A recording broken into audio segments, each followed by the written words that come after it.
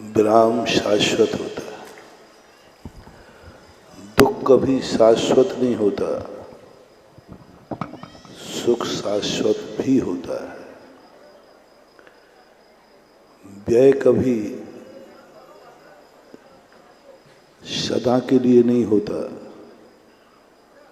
उत्पाद जरूर सदा के लिए होता है।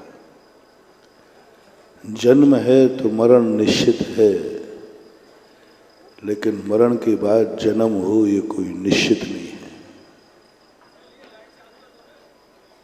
बुराइयां हैं तो उसका अंत होगा, लेकिन अच्छाइयों का अंत हो ये कोई नियम नहीं है। व्यक्ति दुख से घबराता है, दुख की उम्र ज्यादा नहीं होती, सुख की उम्र अनंत काल भी हो सकती है।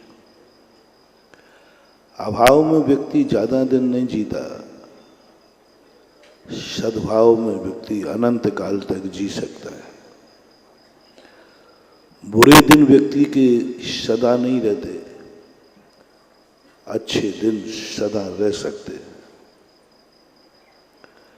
संसार शाश्वत नहीं हो सकता, मोक्ष शाश्वत है।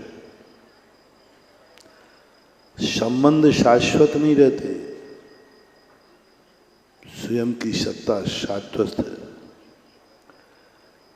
मैं शाश्वत हूं, मेरा शाश्वत नहीं है। जो मेरे हैं वे सदा मेरे रहेंगे, ऐसा नियम नहीं। लेकिन मैं सदा रहूंगा, मैं और मेरे में। आप लोग सबसे ज्यादा अपने आप से दुखी नहीं होते, अपनों से दुखी होते। और अपने कभी भी सदा अपने नहीं रह सकते, ये नियम है। लेकिन मैं स्वयं कल भी था, आज भी हूं, कल भी रहूंगा। इसलिए कुछ महान आत्माएं जब इस रहस्य को समझ लेती हैं, वे फिर दुखों को, बुरे दिनों पर ज्यादा विचार नहीं करते, क्योंकि उन्हें मालूम है इसका अंत आएगा, इसका अंत आएगा। क्योंकि ये बुरा है, क्योंकि जिसकी जड़ नहीं होती वो ज्यादा देर तक हरा भरा नहीं रह सकता। अधर्म की, असत्य की, बुराइयों की जड़ नहीं होती, इनके पैर नहीं होते, इनका जमीन का आधार नहीं होता। ये आकाश में उड़ते हैं, और आकाश में उड़ने वाली वस्तु ज्यादा देर तक नहीं उड़ेगी, उसे जमीन का सहारा लेना ही पड़ता है। इसलिए ज्ञानी पुरुष, मुमुक्षु अंदर से इस रहस्य को समझ जाता है, और समझने के बाद वह नाना प्रकार की विपरीत परिस्थितियों में भी शांत हो जाता है। इस भयानक संसार में भी वह शांति को प्राप्त हो जाता है। राग द्वेष से भरे हुए इस संसार में वैराग को प्राप्त हो जाता है। संसार में रह करके भी संसार से ऊपर उठ जाता है। कीचड़ में रह करके भी सोने के समान दमकता है। कीचड़ में रहते हुए भी कमल के समान खिलता है। ये ज्ञानी की, एक भेद विज्ञानी की, एक आत्मा की तरफ दृष्टि करने वाले की नियत बन जाती है। अपन सोचते हैं कि ज्ञानी लोग, मुनि लोग इतने कष्ट हंसते हंसते कैसे सहन कर लेते हैं। जिन कष्टों को एक अज्ञानी गृहस्थ के ऊपर आए तो वो रो पड़ता है। घर का एक सदस्य मर जाए तो रो पड़ते हैं, घर का एक सदस्य यदि एक दिन नहीं मिल पाए तो रो पड़ते हैं। और ये कौन सा ज्ञान है, सो सारे घर को सदा सदा के लिए छोड़ देते हैं, फिर भी मुस्कुराते रहते हैं। एक क्षण को, एक घंटे को यदि बेटे को माँ बाप न मिले तो रो पड़ेगा। एक घंटे माँ बाप को बेटा न मिले तो रो पड़ता है। क्या दशा उन्होंने प्रकट की कि सारा का सारा परिवार मुस्कुराते हुए छोड़ दिया। विहाय सागर वारी वासम वधु मिवे वाम वसुधा मधुम सतीम।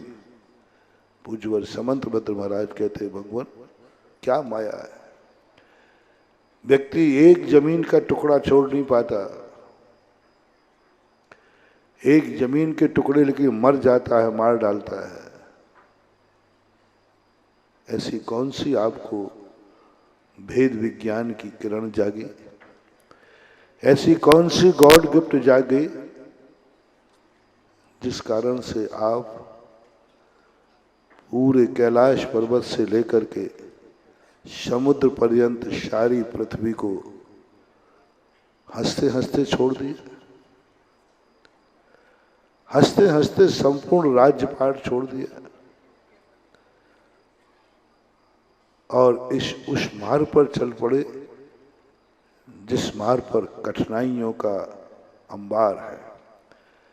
आग की दरिया में कदम पड़ दिया जहां रखते ही जल जाना निश्चित है। उन रास्तों पर चल पड़े जहां पर कोई सहारा नहीं है। क्या है ये? भेद विज्ञान की किरण आत्मा में से प्रकट होती है,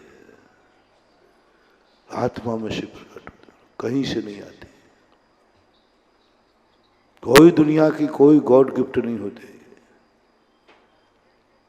कोई भी शक्ति हमें वो ताकत नहीं दे सकती जो ताकत हमारी आत्मा में से प्रकट होती है।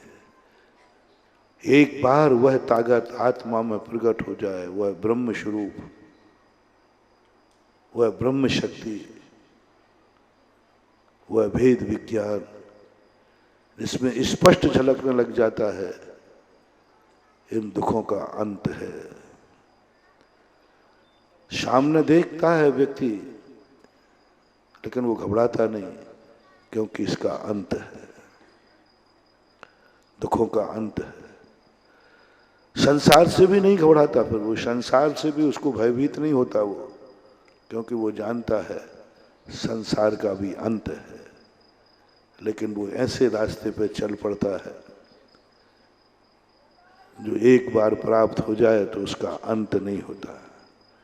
आज प्रभु 14 दिन पूर्व एकाएक समोरसन से उठ खड़े हुए। 14 दिन पूर्व एकाएक, प्रतिदिन विहार करते थे, हमेशा विहार करते थे, वो घटना नहीं घटी थी। सब लोग आए थे, जब भी भगवान विहार करेंगे 225 कमल बिछेंगे, जब भी भगवान चलेंगे सारा समोसन चलेगा, सुदर्शन चक्र चलेगा। एक दिन ऐसा हुआ जो प्रभु पहले जानते थे। वो जानते थे कि ये जो सारा वैभव है इसका अंत होगा, समोसन का अंत होगा। ये जितने लोग जयकार बोल रहे हैं ये सब चुप हो जाएंगे। जितना ये सारा वैभव समोसन का फैल रहा है एक दिन विलय को प्राप्त हो जाएगा। इसका अंत प्रभु ने देख लिया था, वे इसलिए उसमें खुश नहीं हुए, मस्त नहीं हुए, उसमें डूबे नहीं। उसमें जाकर के वह शांत चित्त होकर के इस वैभव का अंत देख रहे थे। और आज से 14 दिन पूर्व एकाएक प्रभु उठे, सब कुछ अंत हो गया। किसी ने 225 कमल नहीं बिछाए, सौधर्मंद एक कदम आगे नहीं बढ़ा, 12 सभाओं में कोई भी आगे नहीं बढ़ा, धर्म चक्र ने भी स्थिरता प्राप्त कर ली, कुछ नहीं। अकेले निरालंब प्रभु आकाश मार्ग से विहार कर गए।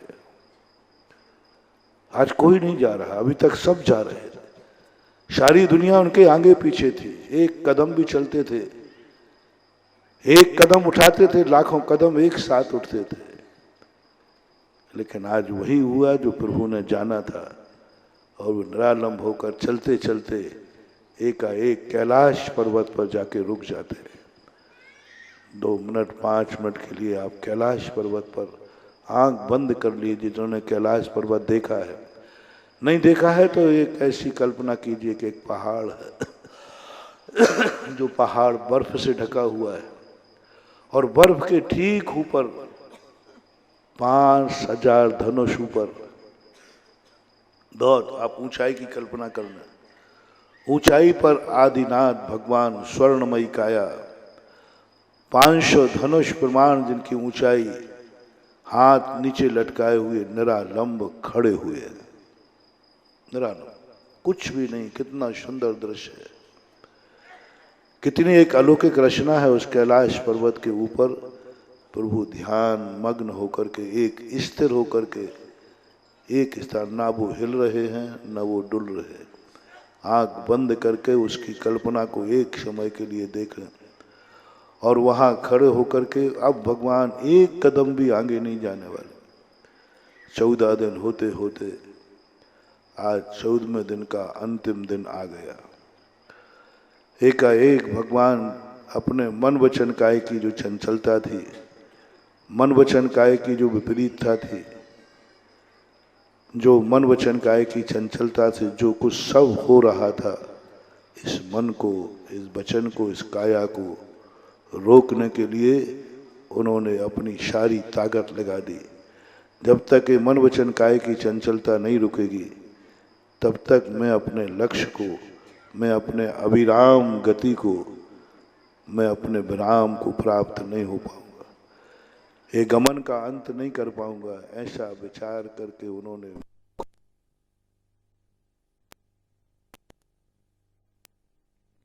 क्रिया,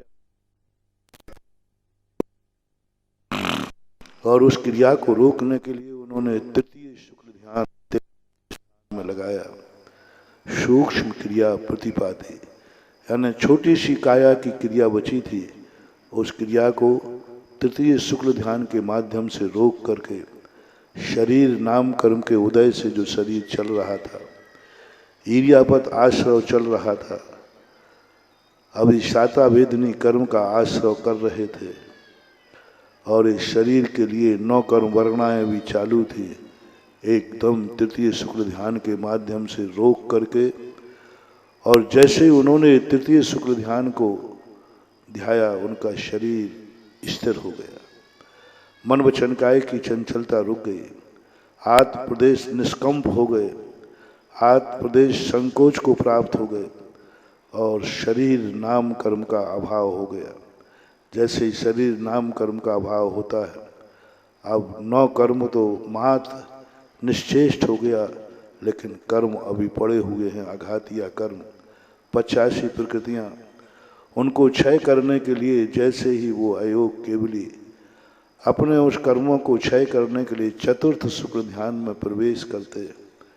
चौथे शुक्ल ध्यान में जैसे ही प्रवेश करते हैं और अपने ध्यान के माध्यम से 72 प्रकृतियों का नाश करते हैं, और जैसे ही 72 प्रकृतियां नाश होती हैं, एक झटके में 13 प्रकृतियों का नाश करते हैं, और 18,000 शील के व्रत, 84,000 गुण एक साथ भगवान को प्राप्त हुए, और कर्म चेतना, कर्म फल चेतना को समाप्त कर ज्ञान चेतना में लीन हो गए।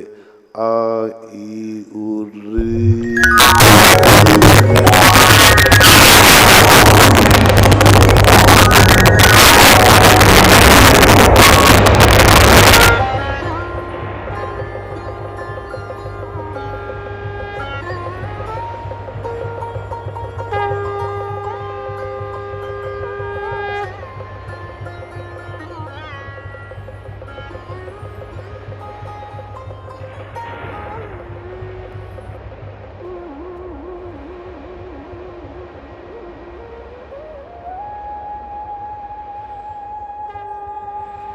बोलिए भगवान के मोक्ष कल्याणक महामहोत्सव की, भगवान के मोक्ष कल्याणक महामहोत्सव की, भगवान के मोक्ष कल्याणक महामहोत्सव की।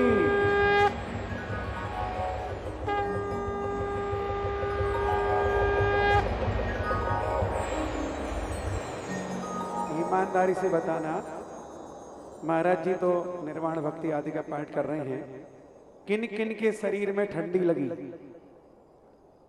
10% भी लोग नहीं है।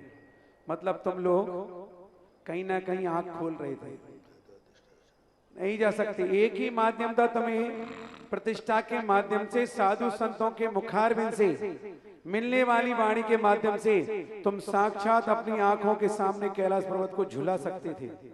लेकिन कोई बात नहीं, क्योंकि हम दुकानदार लोग हैं, ग्राहक कहीं सामान उठा के ना रख ले तो आंख खोले रखते हैं। इसलिए तुम वहीं के वहीं रहे, तुम नहीं सुधर सकते, क्योंकि हमारी जो आदत है वही रहेगी। अरे लाखों रुपए खर्च करके अगर प्लेन भी लेके जाओगे, हेलीकॉप्टर लेके जाओगे, तो भी नहीं पहुंच पाएंगे।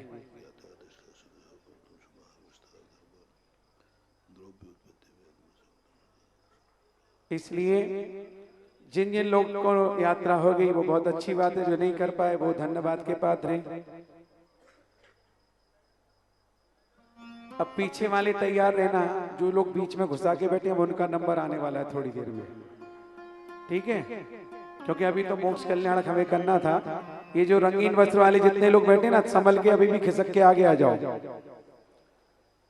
क्योंकि हम रिश्तेदारी निभाने बिठाले हैं। हमारी समदन आई है, हमारे बहू के मायके वाले आए हैं, ये आए हैं, वो आए हैं। हमेशा विधि विधान को विधि विधान समझो। फर्स्ट डे जब सकलीकरण होता है, तब उस सकलीकरण के साथ हमारी सारी क्रियाएं, सारे नियम, सारे कानून, सारी व्यवस्थाएं बनती हैं। ऐसा नहीं होता है कि आखिरी दिन पहुंचो और सारा पुण्य लूटने की कोशिश करो। ये कुर्सी वाली माता जी अंदर घुस गई, लाल वाली। इधर तो और बढ़िया बगल में महाराज जी के पास स्थान था अपन को बैठने का, लेकिन क्या करें, वहीं बैठेंगे जहां हमारी समदन बैठी है, वहीं बैठेंगे जहां हमारे बेटे बहू बैठे हैं। हम ना स्वयं शुद्ध रहते हैं,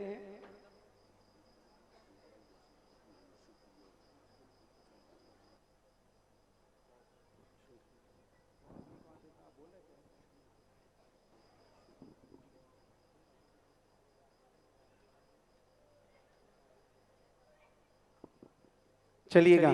जैसे ही प्रभु मोक्ष गमन किए, वहां पर मात्र एकमात्र नख केस आदि ही बचते हैं, बाकी पूरा शरीर कपूर की भांति विलीन हो जाता है।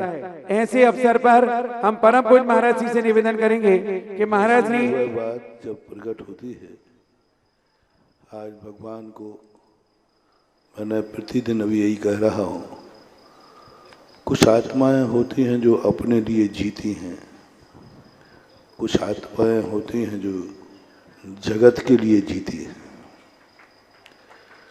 कुछ आत्माएं होती हैं जिनके पास जो कुछ होता है वो स्वयं की जिंदगी में काम आता है। कुछ आत्मा का वैभव होता है जिनकी सारी कमाई सारे जगत के काम आती है। कुछ लोगों की, ऐसे लोगों की बड़ी नीतियां बनती हैं। परोपकाराय दुहंति गावः, परोपकाराय तरु प्रसूति,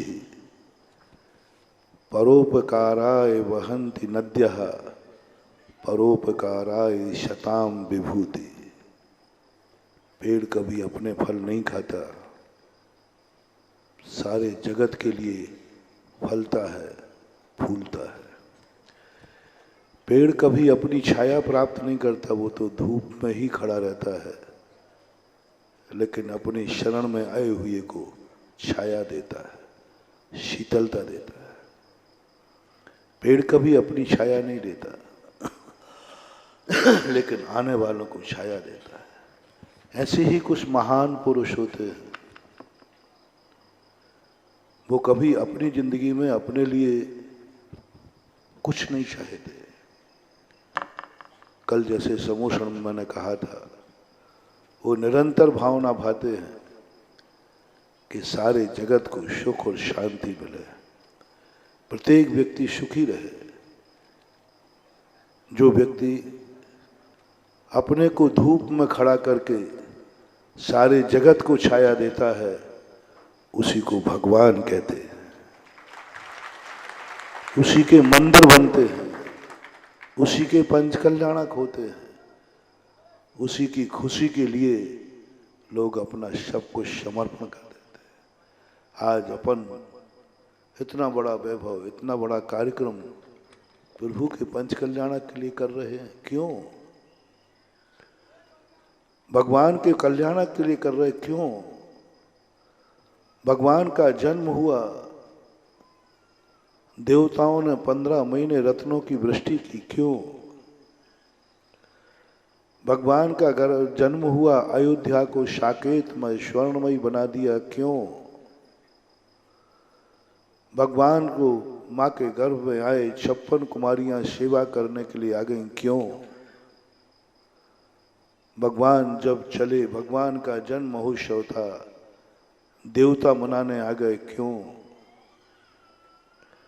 भगवान ने जब दीक्षा ली, लोग पालकी लेकर आ गए। क्यों? भगवान का जब केवल ज्ञान हुआ, कुबेर ने सारी संपत्ति लगा दी भगवान के समोषण की रचना के लिए। क्यों? क्या पड़ी थी? भगवान मोक्ष चले गए, फिर आज धरती पर लोग अपने पसीने की कमाई से मंदिर बनाते हैं। क्यों? क्या पड़े? भगवान आए थे, चले गए, मोक्ष में विराजमान है, हमें उनका मंदिर बनाने की जरूरत क्या पड़े?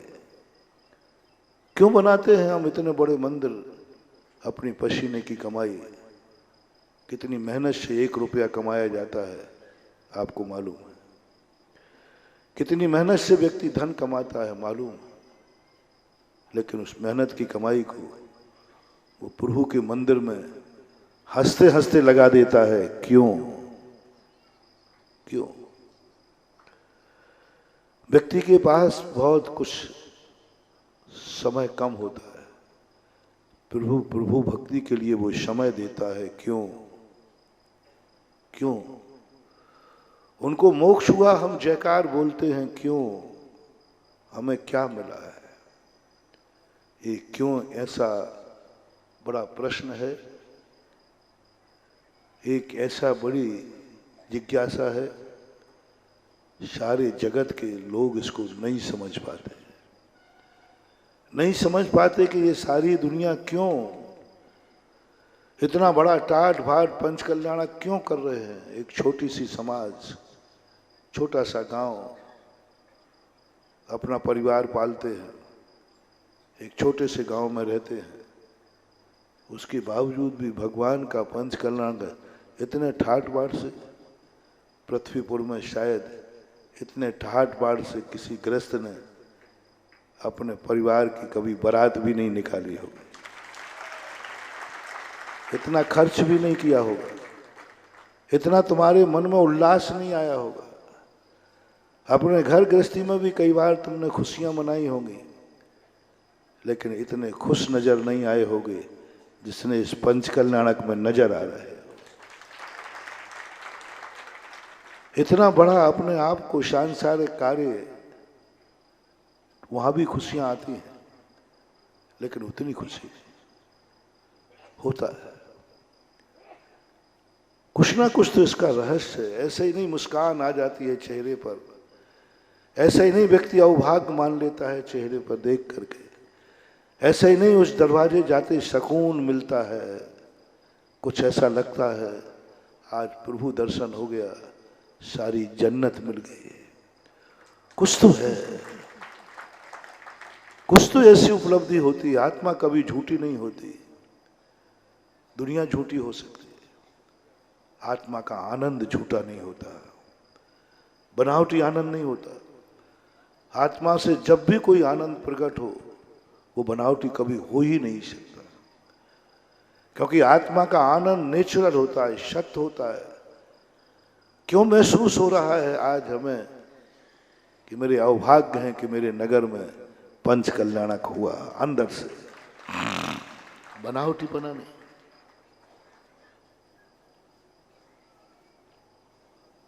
क्यों किसी लोगों को ऐसा लगता है कि मैं आज मेरे हाथ से मंदिर बन गया, इतनी खुशी तुमने अपने मकान बनने पर नहीं बनाई होगी जितनी खुशी पृथ्वीपुर को मंदिर के बनने की है। आखिर क्यों? इतनी खुशी तुम्हारा कोई भी सगा तुम्हारे नगर में आया होगा, इतनी खुशी नहीं मनाई होगी जितना कि गुरु के आगमन पर तुम खुश हो। मैंने देखा है गृहस्थों को, कितना भी अच्छा भोजन मिल जाए इतने खुश नजर नहीं आते जितना कि एक साधु को एक ग्रास देकर के आनंद की अनुभूति की। क्यों? स्वयं कितनी अच्छा भोजन मिल जाए, मैंने कभी श्रावकों को इतने हंसते हुए नहीं देखा। इतना नहीं देखा कि आज मेरे अवभाग्य है कि आज मेरा भोजन अच्छा हो गया। अवभाग्य है, मजा आ गया बहुत, मैंने कितना पुण्य किया कि आज भोजन अच्छा मिल गया। मैंने इतना खुशी से नाचते हुए चक्रवर्ती को भी नहीं देखा, किसी श्रावक को नहीं देखा। लेकिन एक गिलास चौके में जाकर धक्का खाता है, लोग हाथ पकड़ के निकाल देते हैं, पता नहीं क्यों इतना धक्का खाता है। मैं चौके में देखता हूं तो भी लोग धक्का खा करके भी लगे हैं, लोग हटा रहे हैं। चौके में आहार देने जब आते हो तुम बिल्कुल बेशरम बन जाते हो। क्यों? क्यों? लोग मना कर रहे हैं ना तो रुक जाओ, मना कर रहे हैं तो कहना ठीक है, तुम मना कर रहे हो। यदि तुम किसी के यहाँ खाने गए होते और इतना कोई मना करता तो फिर खा लेते। स्वाभिमानी हो, पानीदार, महाराज भूखों मर जाऊंगा लेकिन वहां तो नहीं खाऊं। बोले क्यों? बोले मैं गया किसी ने वेलकम नहीं किया, मैं गया किसी ने पूछा नहीं, मैं गया और उन्होंने कहा भी नहीं कि आइए साहब, मैं तो लौटा और किसी ने मना और कर दिया, कैसे पधारे साहब। तो फिर महाराज हम लोगों को फिर तो पानी भी नहीं पी, और ये और कह दिया कैसे आ गए, जाओ वापस जाओ, फिर तो फांसी हो गई।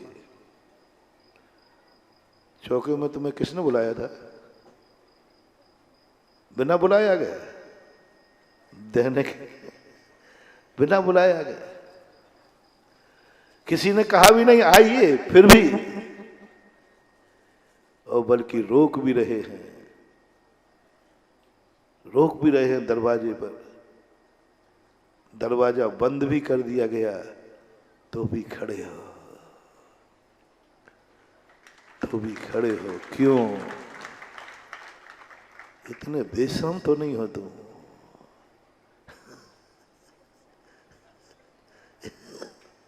इतने बेशरम तो नहीं हो कि किवाड़ बंद करके हाथ पकड़ करके लोग धक्का दे के तुम्हें निकाल रहे हो, फिर भी तुम खड़े हो। क्यों? कुछ ना कुछ तो है जो तुम्हें मन अंतर चेतना कहती है आज तू मान मत रखना, आज तू अपमान की चिंता मत करना। कितना भी अपमान हो, कितना भी ठुकराएं, कितना भी उपेक्षा हो, एक गिलास तो देकर के ही जाना है। कोई मान नहीं, कोई सम्मान नहीं, कोई आवभगत नहीं, कोई निमंत्रण नहीं, कुछ नहीं, बस एक अंदर की आवाज, देने का आनंद। खाने में वो आनंद नहीं था जो कुछ व्यक्तियों को देने में आनंद आता है। खाने का आनंद से अनंत गुणा होता है देने का आनंद। ये तो आप समझते हैं, जिंदगी भर के भोजन खाने का आनंद और एक गिलास राज की अंजलि में देने का आनंद क्या है, शायद मैं नहीं बता पाऊंगा, ये तो आप जानते हैं। क्यों मैं नहीं समझ पाता हूं कि पृथ्वीपुर में किसी ने मकान बनने पर इतनी खुशी मनाई होगी, इतनी खुशी मनाई होगी कि सारी दुनिया को बुलाया होगा, सारे नगर को बुलाया होगा। और पृथ्वीपुर में किसी मकान बनाते समय इतनी खुशी तो नहीं मनाई होगी, किसी गुरु महाराज को बुलाया होगा। है? बताओ भैया, पृथ्वीपुर में किसके मकान के नागल पर महाराज आए थे? किसने अपने मकान के नागल पर सारी दुनिया को बुलाया था? आमंत्रण पत्रिका पहचान पहचान के बुलाते हो, रिश्तेदारों को बुलाते हो, व्यवहार में बुलाते हो, किसको देना है उसी को बुलाते हो। और आज क्या खुशी है कि भगवान के मंदिर बनाने पर तुमने गुरु को बुलाया। भगवान के मंदिर बनाने के सारे व्यवहार की सीमाएं तोड़ दी। किससे तुम्हारा व्यवहार लगा है, किससे नहीं लगा, कौन तुम्हारा संबंधी है कौन नहीं है, कोई मतलब नहीं। किसने तुम्हें बुलाया कि नहीं बुलाया, तुमने खुला निमंत्रण दे दिया सारे भारत को, आओ मेरे प्रभु का मंदिर बना है, मेरी खुशी में शामिल हो गए। पत्रिका जो तुम्हारे घर की जो कार्ड होता ना, वो मुंह देखी जाता है। लिस्ट बनती है किस किस को भेजना है, और पंच कल्याणक का निमंत्रण मुंह देखकर उसमें छपा होगा, कृपया करके जिन लोगों ने मुझे बुलाया हो वो आ जाए। हैं? वो भी आए जिन्होंने जिंदगी में मुझे बुलाया नहीं, जिनको मैं जानता नहीं, जिनको मैं पहचानता नहीं, जो मेरे कोई नहीं है, कोई नहीं है, ना रिश्तेदार हैं, ना दोस्त यार हैं, ना जैन हैं, कुछ नहीं। संसार में जो कुछ भी मेरी आवाज सुन रहा हो, सब पधारो। पृथ्वीपुर के एक खुशी का इजहार हो रहा है, पृथ्वीपुर वाले खुश हो रहे, खुला निमंत्रण पकड़ पकड़ के अजैनों को भी, जैनों को, आओ देखो मेरी खुशी, देखो मेरा आनंद। इतने तुम बावले हो गए, इतने तुम भाव विभोर हो गए। क्यों? कुछ ना कुछ रहस्य है। आज जो कुछ भी ये, क्योंकि तुम्हें मालूम है, हमें मालूम है, आर्यावर्त के हमारे पूर्वज आर्यों ने हमें कह के गए हैं कि इनको मत छोड़ना, क्योंकि ये अपनी खुशी के लिए इन्होंने जिंदगी नहीं जी है, इन्होंने सब कुछ जो कुछ भी किया है जगत की खुशी के लिए किया है। इन्होंने जब भावना भाई थी तपस्या के समय, ये भावना नहीं भाई थी मैं सुखी रहूं, सुखी रहे सब जीव जगत के, कोई कभी न घबरावे, बैर पाप अभिमान छोड़ जग, नित्य नए मंगल गावे। एक बार भी मैं शब्द का प्रयोग नहीं किया, दो बार प्रयोग किया, एक बार सबका और एक बार जग का। जग सब, मैं ही नहीं सब, मैं ही सुखी नहीं रहूं, सब सुखी रहे। मेरी जिंदगी में ही प्रकाश नहीं, सबकी जिंदगी में प्रकाश आवे। ऐसी महान आत्माएं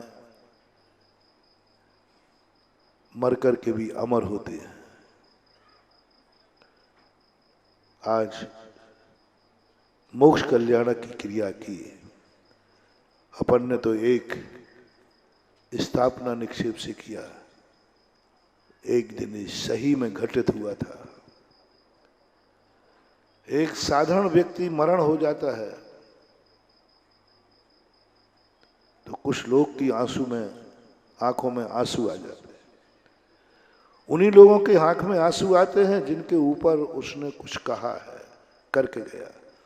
वो कैसे जी के गया है उस पर किसी को आंसू नहीं आते। किसी के साथ कुछ करके गया है तभी आंसू आता है। किसी का कुछ खो गया है तभी आंसू आता है। आपके घर में कोई मर जाता है, सारा मोहल्ला नहीं रोता, सारा नगर नहीं रोता, तो घर में ही कुछ सदस्य नहीं रोते। सबसे पहला आंसू उस पर आता है मरने पर, मरने वाले ने जिस पर उपकार किया है, या मरने वाले से जो उसका सुख चला गया। मरने जो उसने कामना की थी कि इस व्यक्ति से मुझे यह सुख मिलेगा, यह व्यक्ति मेरी जिंदगी में काम आएगा, ये महत्वाकांक्षा के साथ जो उसके साथ जी रहा था, महत्वाकांक्षा के साथ जी रहा था।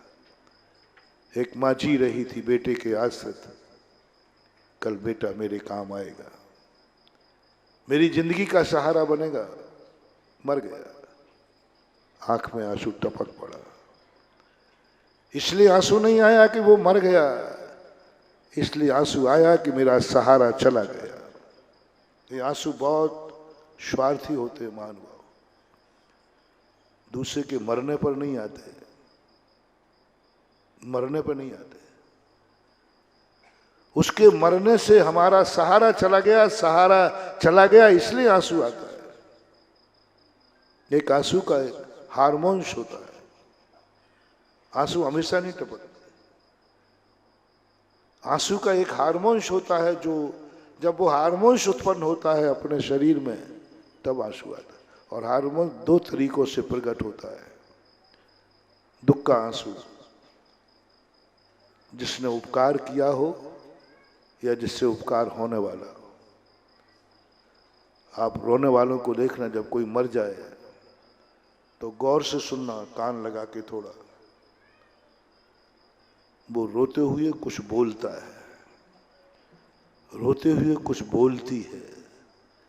बेटा मर जाए तो माँ का रोना सुनना, माँ रोते रोते कुछ बोली थी। दुख का आंसू कभी चुपचाप नहीं आता, कुछ बोलता है। माँ जब रो रही हो बेटे के मरने पर तो सुनना, कुछ आवाज आएगी।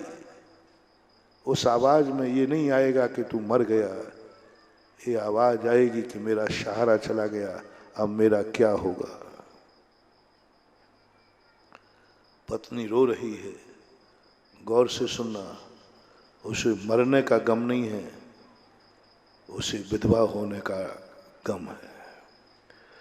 उसे मरने का गम नहीं है, उसे विधवा होने का गम है। क्योंकि विधवा का दुख वो जानती है, विधवा की उपेक्षा वो जानती है, विधवा की जो गति होती वो जानती है। बस वो जैसे याद आता है, मर गया उसके कारण आंसू नहीं आया है। मैं विधवा हो गई, वो विधवा की कल्पना के जो कष्ट हैं, उस कष्ट को देख करके उसकी आत्मा में शहर उठती है और वो हार्मोन्स पैदा होता है कि आंख से आंखों की झड़ी लग जाती है। किसने आंसू दिलाए? मरने ने नहीं। विधवा मरने वाला हुआ है या जिंदा हुई है? बोलो। विधुर मरने वाली हुई है या जिंदा हुआ है? विधुर भी रो पड़ता है, इसलिए नहीं कि वो मर गई है, इसलिए कि अब मेरा क्या होगा, मेरी जिंदगी का क्या होगा। अभाव हो गया, विधुर होते ही आंसू आएगा। उसे पत्नी के मरने का गम नहीं है, विधुर होने का गम है। क्योंकि वो जानता है कि मरने वाला तो जहां गया तो गया, लेकिन मेरा तो सब कुछ चला गया। उसे मालूम है कि मेरी अब क्या दशा होगी। हर व्यक्ति कहीं ना कहीं से अपने संबंध को रोता है, लेकिन रो के रह जाता है, कुछ नहीं कर पाता।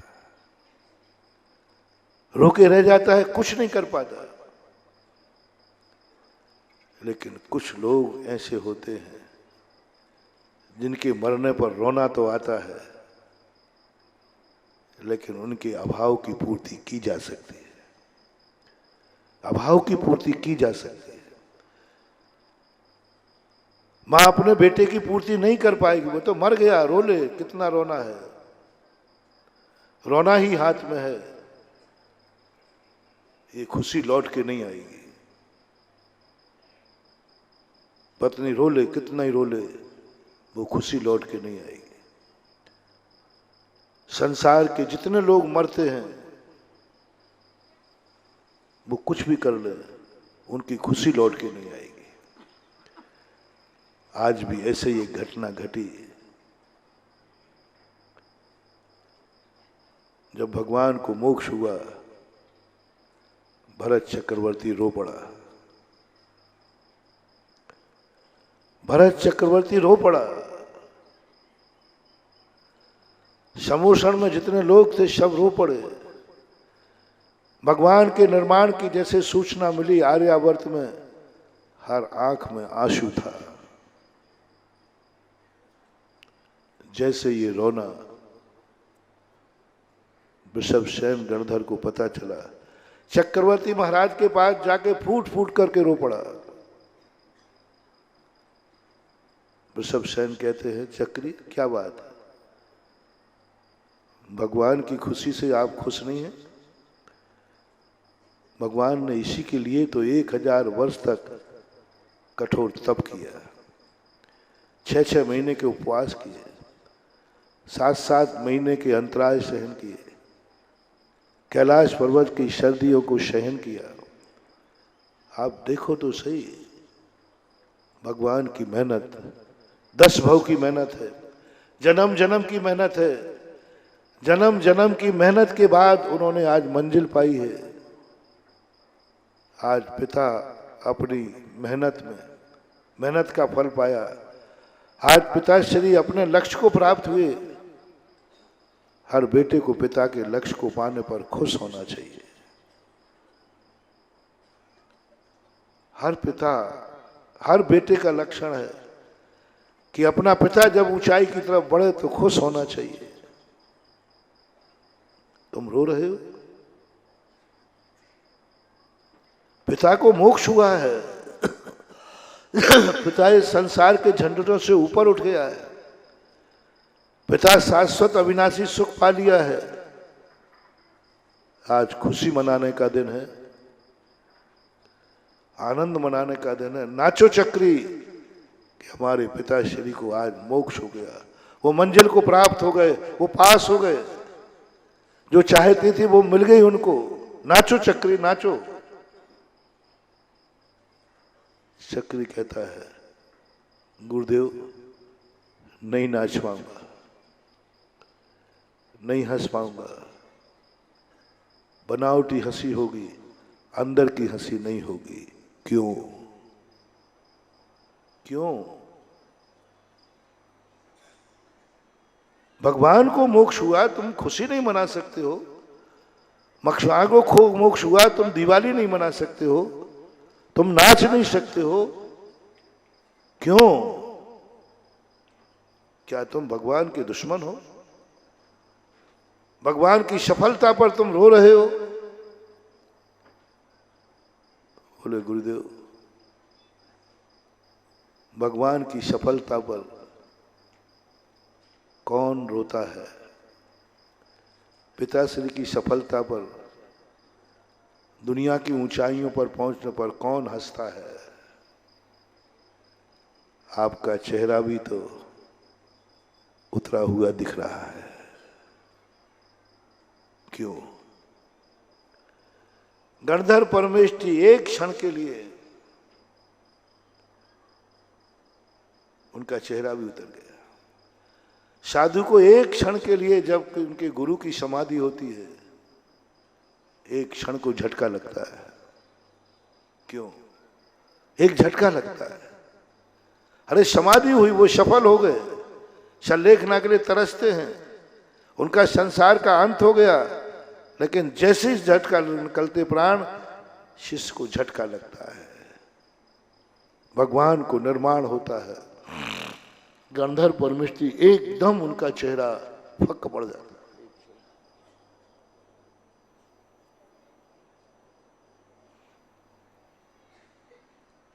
वृषभसेन चक्रवर्ती का प्रति प्रश्न सुनकर स्तब्ध हो गए। नहीं नहीं, मुझे तो कोई दुख नहीं है, मुझे तो खुशी है कि भगवान को मोक्ष हुआ। गुरुदेव, ये दूसरे क्षण की खुशी है, पहला क्षण मैंने देखा है, पहला क्षण मैंने देखा है। जैसे ही निर्माण की बात सुनी, आपका चेहरा बस आप साधु थे तो आंसू नहीं निकले, हम ग्रस्त थे इसलिए आंसू बरस पड़े, लेकिन दुख तो आपको भी है। क्यों? तब वृषभसेन को कहना पड़ा, मुझे इस बात का दुख है, भगवान को मोक्ष हो गए, इससे ज्यादा उतनी ज्यादा खुशी नहीं है जितना दुख है कि अब शतमार्ग कौन दिखाएगा। इस संसार में अंधेरा हो गया, संसार के अंधेरा होने का दुख है। वो प्रकाश पुंज अनंत यात्रा में विलीन हो गया, उसकी खुशी, उसकी सफलता की खुशी, और हमारी जो हानि हुई है इसका दुख, दोनों में से पावरफुल कौन हुआ? उनको जो प्राप्ति हुई उसकी खुशी नहीं, हमारा जो चला गया उसका दुख हुआ। भरत चक्रवर्ती कहते हैं, बस यही तो मेरी हालत है गुरुदेव। अभी जब भी मेरी जिंदगी में कोई समस्या आती थी, जब भी कोई जिज्ञासा होती थी, तुरंत दौड़ करके अयोध्या में भगवान के समोषण में आ जाता था बालक के समान, और कहता, भगवान हमारे पास एक समस्या है, इसका समाधान करो। बस मुझे भगवान के मोक्ष जाने की उतनी खुशी नहीं है, इतना दुख है कि अब मेरी समस्या का समाधान कौन करेगा।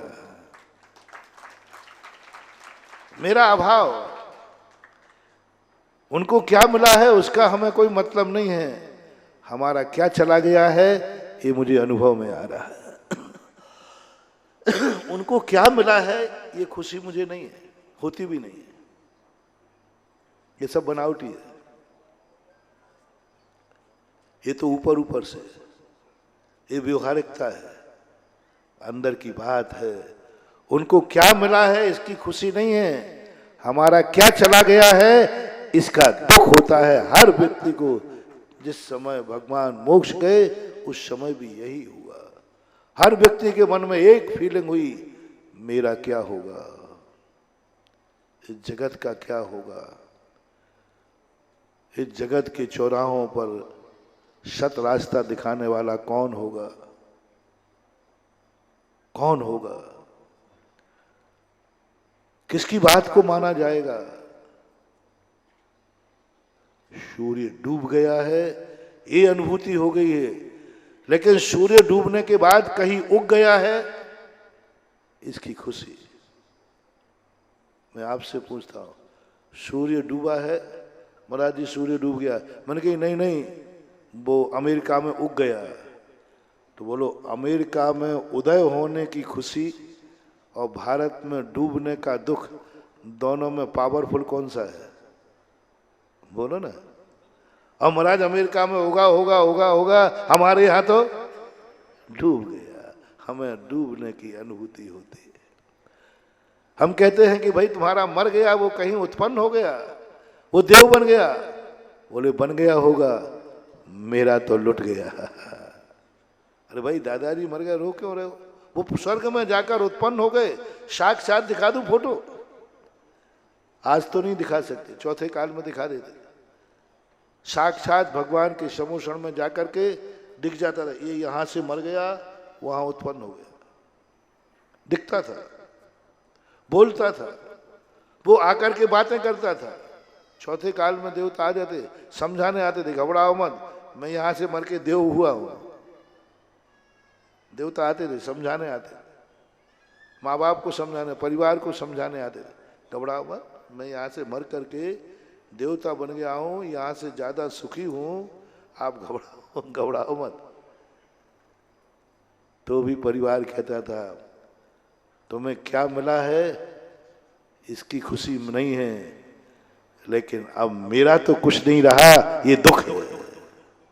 माँ उसके सामने रो पड़ती थी, माँ मैं स्वर्ग में देवता हुआ हूं, देवता, खुशी मना, तेरा बेटा देवता हो गया।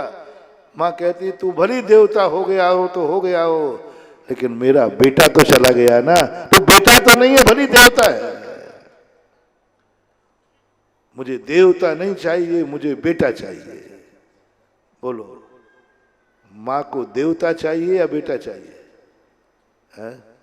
बेटा खुद कह रहा है मैं देव हो गया हूं माँ, समझो मैं सूचना देने आया हूं। माँ कहती बेटा मुझे तेरे देवता से कोई भी खुशी नहीं है, मुझे तो बेटा चला गया, अब तू मेरा बेटा नहीं रहा। भले तू देवता बन गया तो बन गया, लेकिन मेरा तो बेटा नहीं रहा ना, ये दुख मुझे सता रहा है। नहीं, तुम्हारी पत्नी कह सकती, तुम कहो कि पत्नी मैं देव बन गया हूं, वहां बहुत सारी देवियां हैं, तू रो मत। पत्नी क्या कह रही थी, हजारों के देवता बन जाओ, लेकिन मैं तो विधवा हो गई ना। बोलो, पति के देव बनने की खुशी ज्यादा है या स्वयं के विधवा बनने का दुख ज्यादा है? मैं प्रमाण दे रहा हूं, तुम्हारा पति देव हुआ है, पक्का फोटो लाके दिखा दो, वीडियो बनवा दो, वीडियो दिखा दो, देख तेरा पति ये है ना, ये देवता बन गया है। मैं नारी से पूछना चाहता हूं, उस पति के देवत्व को देखकर तुम्हें खुशी होगी कि तुम्हारे विधवापन का तुम्हें दुख होगा? शेयर करो ना थोड़ा, है? कोई खुशी नहीं होगी। बने होगे तुम देवता, मुझे क्या लेना देना, लेकिन मुझे तो तुम विधवा बना के चले गए ना, मेरा तो दुख विधवा बने का है। ये अभाव जिंदगी को सद्भाव का सुख मिटा देता है, ये अभाव। चक्री कहता हुआ होगा उनको मोक्ष, गए होंगे वो विश्वविद्यालय में, लेकिन मेरा तो सहारा छूट गया। अब मैं किससे पूछूंगा, कौन मेरा जवाब देगा, कौन मेरी समस्या का समाधान करेगा? इस प्रजा के लिए मैं किसका नाम लेकर संबोधन करूंगा कि मैं भगवान से पूछ के आया हूं? जब भी कोई प्रजा के सामने समस्या आती थी, मैं समोषण में जाता था और जा कहता था मैं भगवान से पूछ के आया हूं, सब चुप रहो, ये विधि बताइए। अब मैं क्या करूं? तब ऋषभ सेन कहते हैं, चक्री, ये साधारण आत्मा का अभाव नहीं है, ये वो शक्ति नहीं मरी है जो मां को निपुति करके मरी हो। ओहो, दुनिया का कोई व्यक्ति कुछ हासिल करता है तो किसी न किसी को कुछ दुख देता है।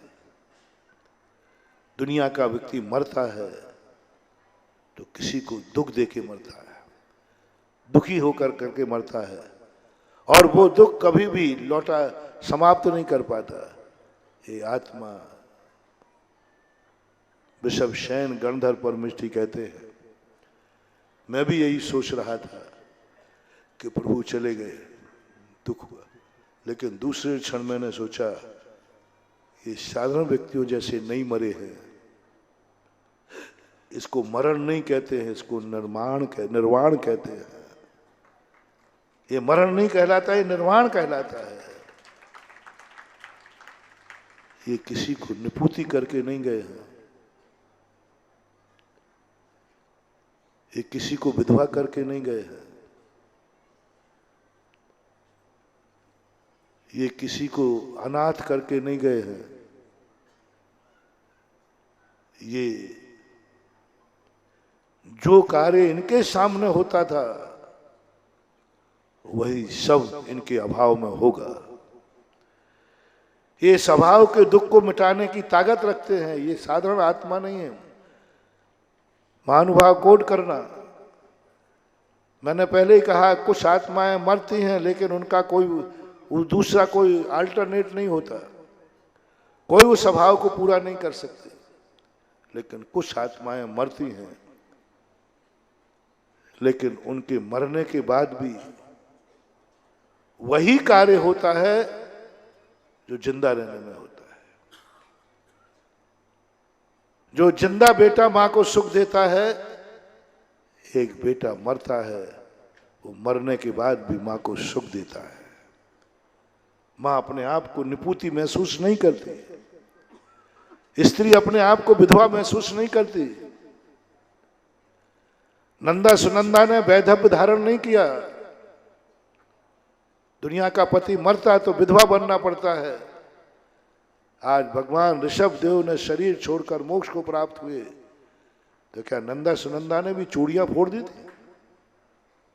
क्या नंदा सुनंदा ने भी अपना सुहाग उजाड़ दिया था? क्या नंदा सुनंदा भी विधवा को प्राप्त हुई? इतने तीर्थंकर मोक्ष जाते। शांतिनाथ को मोक्ष हुआ, क्या 96,000 रानियां विधवा को प्राप्त हो गई, वैधव्य को प्राप्त हो गई? नहीं। मोक्ष जाने वाली आत्मा से वैधव्य प्राप्त नहीं होता। समाधि पूर्वक मरण करने वाली नारी कभी विधवा नहीं होती, क्योंकि पति मरा नहीं है, समाधि में गया है, समाधिस्थ हुआ है। समाधिस्थ होने वाले बेटे की मां कभी निपुति नहीं होती, है ध्यान रखना। समाधिस्थ हुआ है।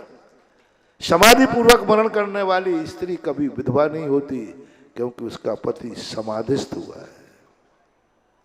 मोक्ष जाने वाले परिवार कभी अनाथ नहीं होता, क्योंकि मोक्ष हुआ है। मरु देवी जिंदा है अभी,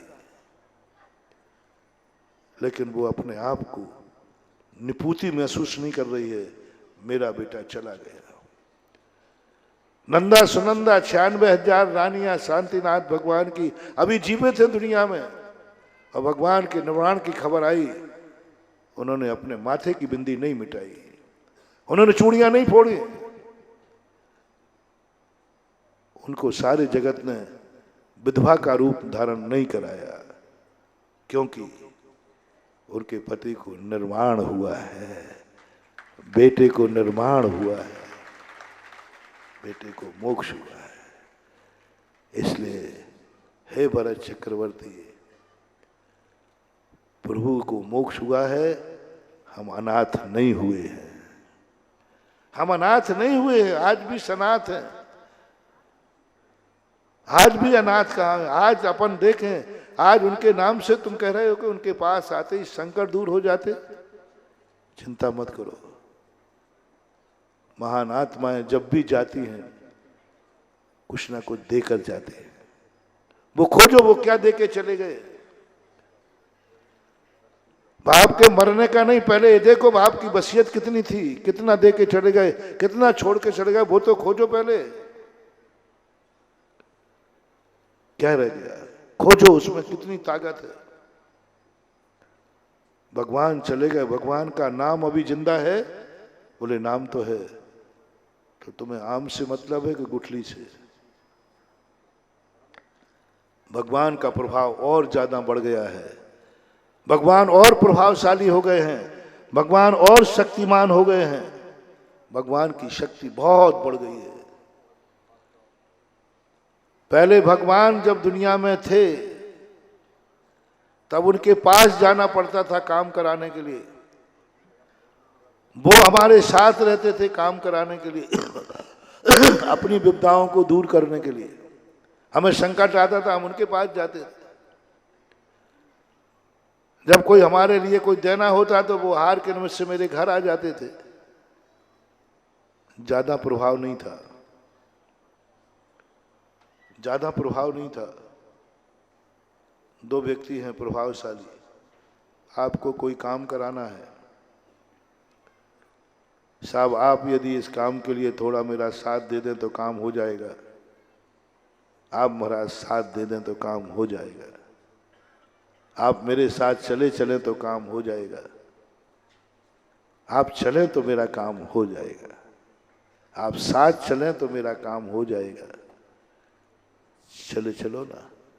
तो सामने वाला व्यक्ति कहता है हाँ चलो मैं चलता हूँ, और वो तुम्हारे साथ कलेक्ट्रेट में गया, कलेक्टर साहब से कहा ये अपनी व्यक्ति है, इसका काम देख लेना, उसके जाने से तुम्हारा काम हो गया, हो गया, उसके जाने से तुम्हारा काम हो गया, आप चले। तो जैसे आप लोग कहते महाराज जी आप चलो तो हमारा बहुत बड़ा काम हो जाएगा, आप चलो तो सही, आप चलो तो हमारा काम हो जाएगा। महाराज जी आप बस कुछ नहीं करना, क्या करना है? महाराज जी आप कुछ नहीं करना, आप आहार जी चले चलो हमारा काम हो जाएगा, चलो तो सही।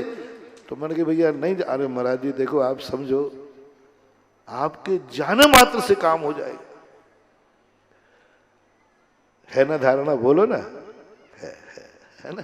आप बस चले चलो, बस आपके जाते ही सब काम अपने आप हो जाएगा, आपका प्रभाव ही ऐसा है, ऐसा है। भगवान का प्रभाव था, लेकिन चक्री सुना, आजकल भगवान बहुत बड़े हो गए हैं, इनकी शक्तियां बहुत बड़ी हो गई, इनकी शक्तियां बहुत बड़ी हो गई, इनका प्रभाव बहुत बढ़ गया है, इतना प्रभाव बढ़ गया, इतना प्रभाव बढ़ गया, और इतनी शक्तियां प्रकट हो गई अव्याबाद, इतना प्रभाव बढ़ गया, इतना प्रभाव बढ़ गया, अब ये सिद्ध बन गए हैं। अरहंत बड़े हैं कि सिद्ध? सिद्ध बड़े, बहुत बड़े हो गए हैं, बहुत बड़े हो गए, बहुत शक्तियां प्रकट हो गई हैं। 34 अतिशय तो इनके सामने कुछ लगते नहीं, ऐसी शक्तियां प्रकट हो गई हैं। और जो महान से महान सर्वश्रेष्ठ आत्माएं होती हैं, वे अपने भक्तों का काम जाकर नहीं कराती हैं। दूसरे व्यक्ति का प्रभाव इतना था, इतना था, उसके पास भी लोग पहुंचे, बोले साहब मेरा काम आपके कारण से हो जाएगा। उन्होंने कहा कोई बात नहीं, जाओ मेरा नाम ले लेना, तुम्हारा काम हो जाएगा। और जाकर के वहां गया और उसने नाम लिया, काम हो गया। बोलो दोनों में शक्तिशाली कौन है? दोनों में प्रभाववान कौन है? एक स्वयं जाके काम कराया और एक के नाम से काम हुआ, किसका प्रभाव ज्यादा है? बोलो ना। तो गणधर परमेष्ठी कहते चक्रवर्ती अभी तो प्रभु के पास जाने से काम होता था, अब तो प्रभु के नाम से काम होगा। कहां चले गए भगवान? नाम से काम होगा। आज अद्यापि यस्याजित शासनस्य शताम प्रणेतो प्रतिमंगलार्थम प्रगृह्यते नाम परम पवित्रम सुसिद्धि कामेन जनेन लोके।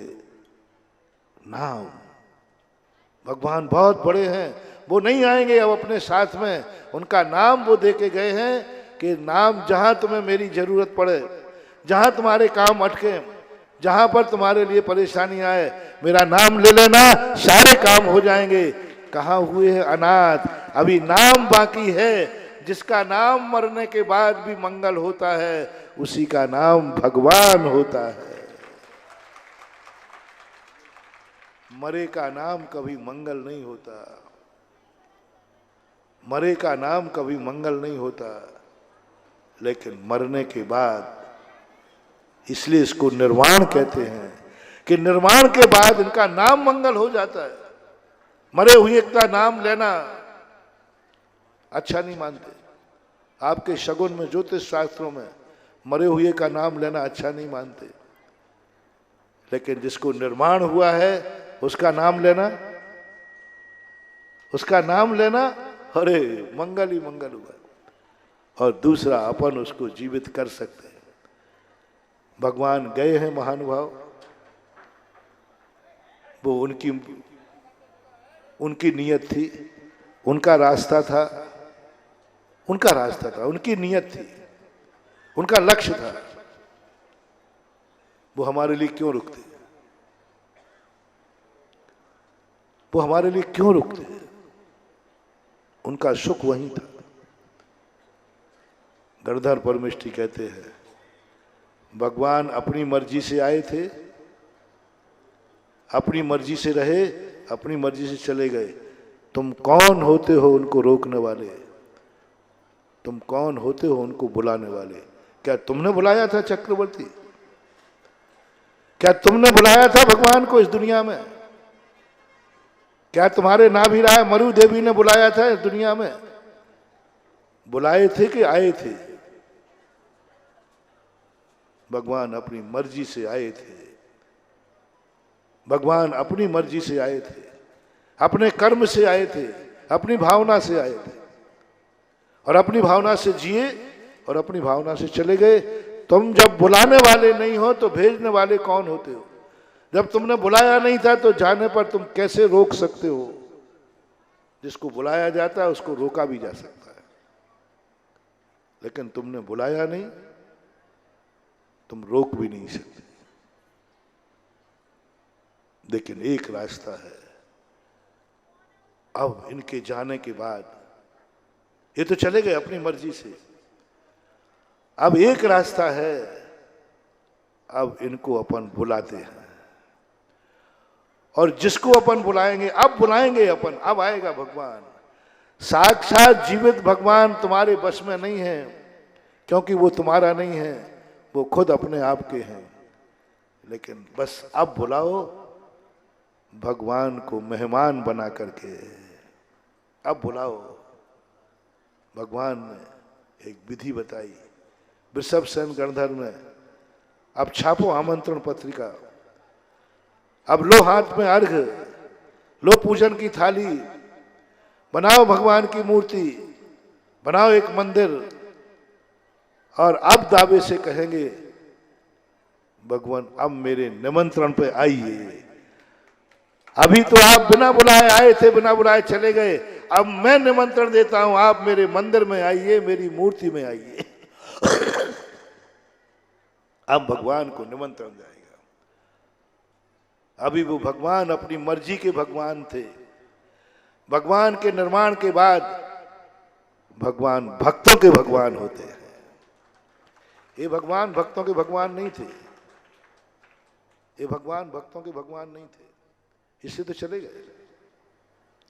ये भक्तों के भगवान थे ही नहीं, ये तो अपनी मर्जी के भगवान थे, अपनी मर्जी के भगवान थे, चले गए। यदि ये भक्तों के भगवान होते तो जाते ही नहीं, हमें रोता छोड़ते ही नहीं। ये तो अपनी मर्जी के भगवान थे। लेकिन अपन को मर्जी के भगवान से कोई बस नहीं है, हमें भक्तों का भगवान चाहिए।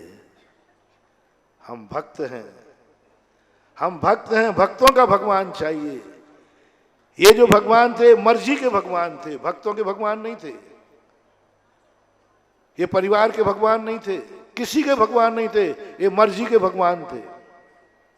और जो मर्जी का भगवान होता है ये कभी भी धोखा दे सकता है। मर्जी का भगवान है, कभी भी तुम्हारा हाथ छोड़ के जा सकता है। मर्जी का भगवान है, तुम सो के नहीं उठ पाओगे और तुम भगवान महावीर स्वामी मर्जी के भगवान चले गए। अरे भाई थोड़ा कह के जाते, सबसे बोल के जाते, सबको अंतिम दर्शन दे के जाते। नहीं, मर्जी का भगवान, मर्जी का भगवान किसी की फिक्र नहीं करता, किसी की सोचता नहीं कि सवेरे लोग उठेंगे और हमें नहीं पाएंगे तो इनकी क्या हालत होगी। इनको कोई दया नहीं थी। क्या हालत होगी लोगों की। प्रतिदिन लोग मेरे समोषण में दर्शन करने आते थे और मैं सुबह चला जाऊंगा तो लोगों की क्या हालत हुई। उन्होंने कहा मुझे कोई लेना देना नहीं, मैं मर्जी का भगवान हूं। इसलिए मर्जी के भगवानों पर गम मत बनाओ चक्री, भक्तों के भगवान बनाओ।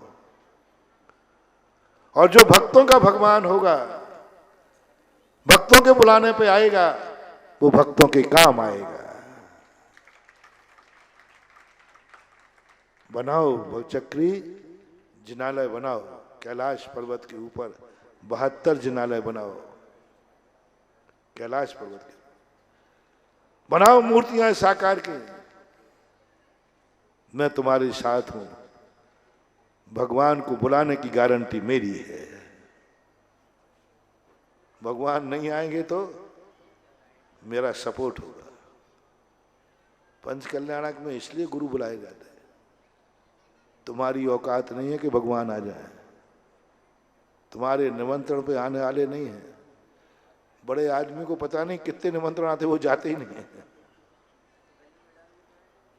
भगवान नहीं आने वाले, ग्रस्त के बुलाने पर कितने ही प्रयास करे, लेकिन जैसे ही उस आमंत्रण कार्ड पर मुनि महाराज का नाम छपेगा तो वो आमंत्रण भगवान ठुकरा नहीं सकते, ये दावा है।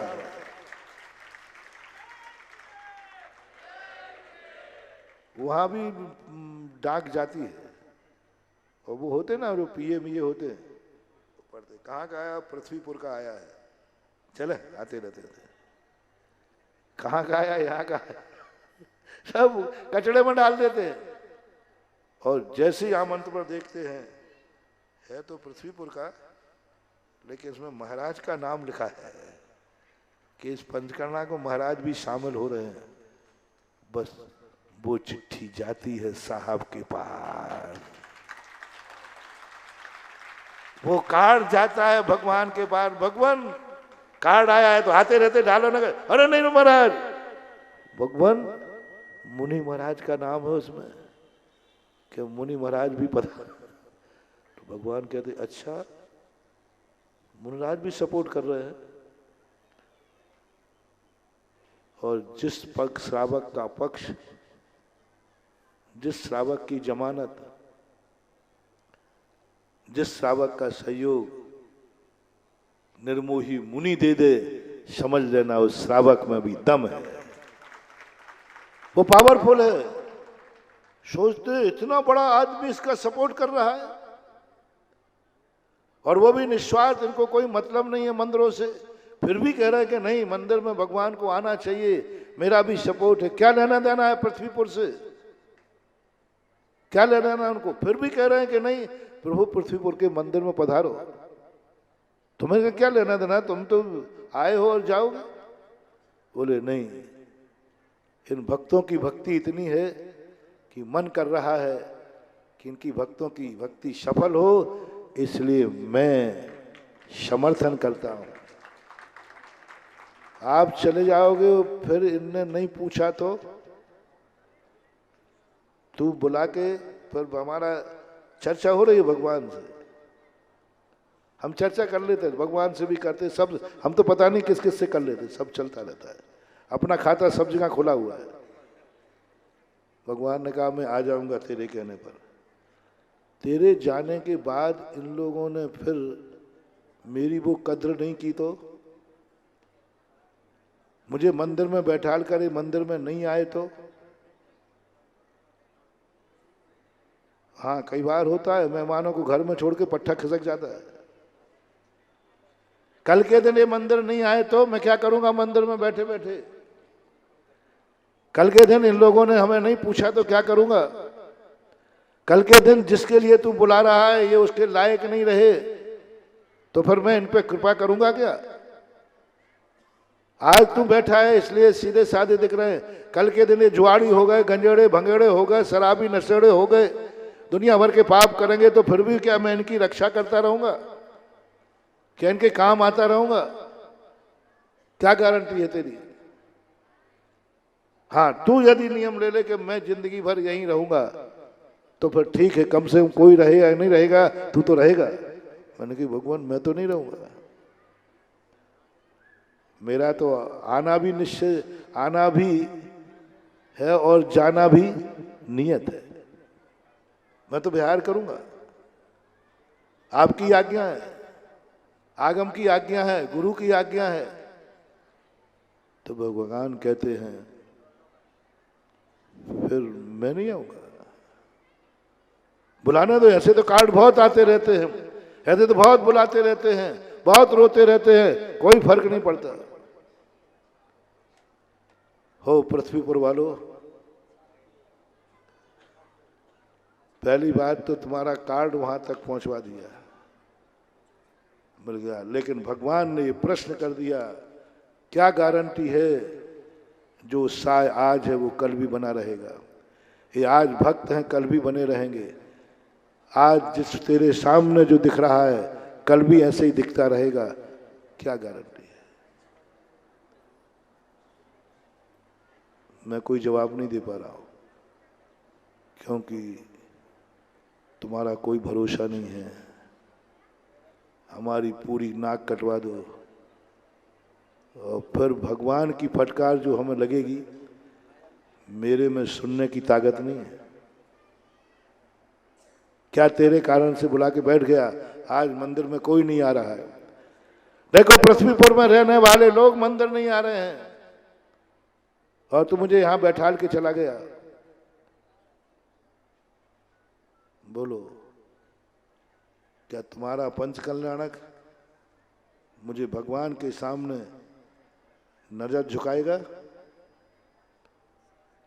बड़े आदमियों के सामने नजर झुकती नहीं है, नजर उठती है। भगवान को देखकर नजर झुकती है कि नजर उठती है? दृष्टा भवंत मणिमेश, अरे भगवान को देखकर आंख खुली रहती है, तुम्हारे कारण से हमारी आंख झुकेगी। भगवान कहेंगे बोल, देख क्या हाल है तेरे पंचकारण मंदिर के।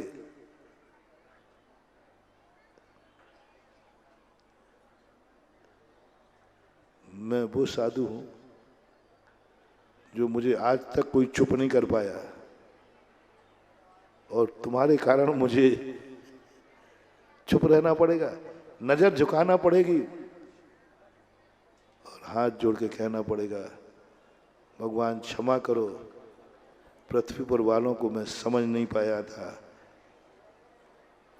मैंने इनको सीधा साधा समझ करके इनकी जमानत ले ली।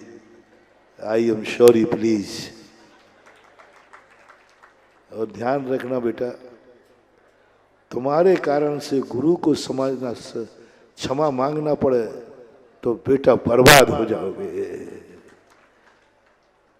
तो तुम्हारे कारण से भगवान के सामने क्षमा मांगना पड़े और गुरु को यह कहना पड़े मैंने गलत नंबर डायल कर लिया, मैंने गलत पृथ्वीपुर में जाकर के पंचरण करा के भगवान आपको मंदिर में बैठा दिया, ये मेरी गलती हुई। तुम्हारे कारण से गुरु को गलती स्वीकार करना पड़े, इससे बड़ा अभिशाप दुनिया में कुछ हो नहीं सकता। अब क्या करें बोलो? भगवान का पंचकणक तो हो गया, अब इससे कोई फर्क नहीं पड़ता। भगवान गए, हम भी जाते हैं, तुम भी जाओ। नहीं, मैं भगवान के बिना नहीं जी सकूंगा, मैं भगवान के बिना नहीं जी सकता हूं। चक्रवर्ती कहता भगवान मैं नहीं जी सकता हूं उनके बिना। तो भगवान तो गुरु के कहने पे आएंगे, और गुरु इसलिए कह रहे हैं कि यदि भगवान ने ये प्रश्न पूछ लिया तो इसका जवाब क्या दूंगा, पृथ्वीपुर वाले बताओ। क्या मैं तुम्हारी जमानत ले लूं? मेरी जमानत जब्त तो नहीं होगी? और जमानत ये लेना है, भगवान पधारो, मेरे भक्तों पर मुझे विश्वास है, दावा के साथ कहता हूं आप पधारो। ये पृथ्वीपुर का एक एक बच्चा तेरे दर्शन किए बिना पानी नहीं पिएगा, तेरा दर्शन किए बिना भोजन नहीं करेगा, तेरा अभिषेक किए बिना अपनी दुकान नहीं खोलेगा, तेरी पूजा अर्घ चढ़ाए बिना ये मुंह में निवोला ग्रास नहीं डालेगा। ये मैं ये मैं विद्यासागर का चेला सुधा सागर सिद्ध भगवान को जमानत देने की तैयारी कर रहा है, कर लूं? जब्त तो नहीं कराओगे? बाहर के लोगों को गवाही देना पड़ेगी।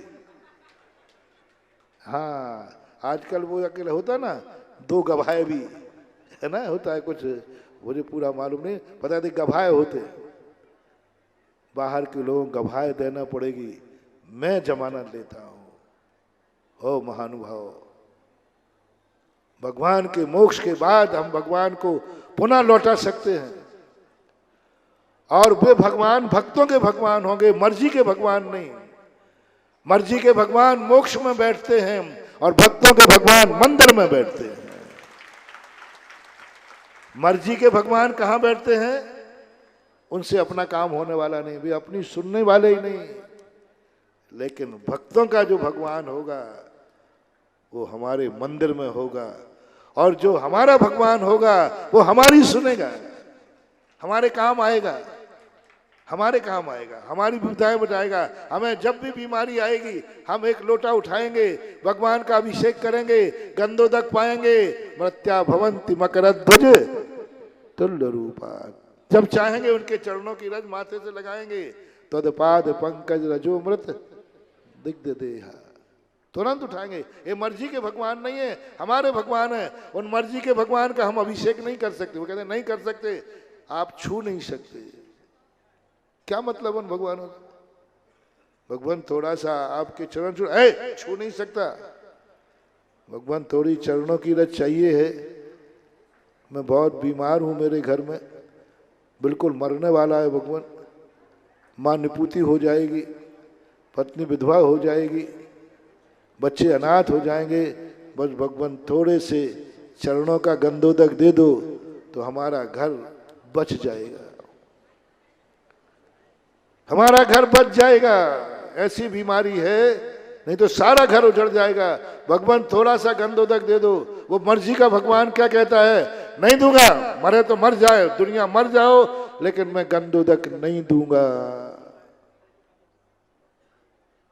मैंने सब पढ़ लिया ओरिजिनल, छू नहीं सकते। गंधोदक के लिए गिड़गिड़ा पड़ो, भगवान 2 बूंद गंधोदक से नहीं देगा। बोले मरो तो मरो, उजड़े उजड़े दुनिया, मैं अभिषेक नहीं करवा सकता, मैं गंधोदक नहीं दे सकता, तुम मुझे छू भी नहीं सकते। और बीमारी किससे दूर होगी? तदपाद पंकज, और रज वो दे नहीं रहे। और अपना भगवान मंदिर वाला है तो दारू गाय है, जब चाय बनाना है लगा लो। एक गाय कुछ ऐसी होती है, उस समय से लगती है, और कुछ इतनी सीधी सादी गाय होती हैं, जब जाओ तब, जब चाहो जब दया दूध लो, जब चाहे घर की दुधारू गाय है, जब चाय लगा लो, कोई समय नहीं है।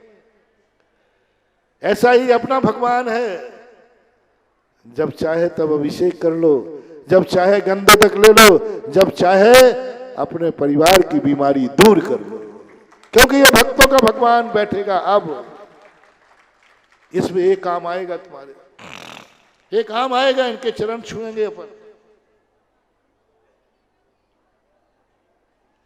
और गंधोदक काम आएगा। महानुभाव, अब इनको अपन ने आमंत्रण दिया, इन 5 दिन की पूरी तैयारी के कारण। बस अब एक जमानत की बात है, भगवान आने को तैयार हो गए, ये तो पक्का हो गया, क्योंकि उसमें नाम मेरा था, और मेरा नाम होते ही एप्लीकेशन मंजूर नहीं हो बेटा, हो नहीं सकता, दावा है मेरा। बस एक पॉइंट पर मैं पुनः पूछने के लिए आया हूं। भगवान ने जमानत मांगी है, तुम्हारे बिहार के बाद क्या होगा? नहीं तो मैं भगवान को यहीं से सीधे वापस करूंगा और मैं भी यहीं से वापस जाऊंगा। हाईवे रोड यहां से बाजू से निकला है, मैंने देख लिया है। मैं जाऊंगा, मेरे भगवान भी जाएंगे, कह देंगे भगवान मैंने गलत नंबर डायल कर लिया, पधारो आप। बोलो भगवान को वापस भेज दूं पृथ्वी पर वालों। और मैं भी भगवान के साथ, जब भगवान चले जाएंगे तो मैं तो, भगवान नहीं जाते तो थोड़े दिन बाद जाता, लेकिन भगवान गए तो मैं तो इसी क्षण यहीं से, अभी हाल स्टेज से जा सकता हूं। रुकूंगा एक ही बात पर, भगवान को रोक सकता हूं। भगवान ने मेरी जमानत मांगी है कि आपके जाने के बाद पृथ्वीपुर का हर बच्चा मेरा लाभ लेगा। मेरी कीमत समझ, मैं सिद्धालय से उतर के आया हूं। समझो महानुभाव, बर्बाद हो जाओगे। साक्षात भगवान के दर्शन नहीं करो तो तुम्हारा कोई फर्क नहीं पड़ने वाला।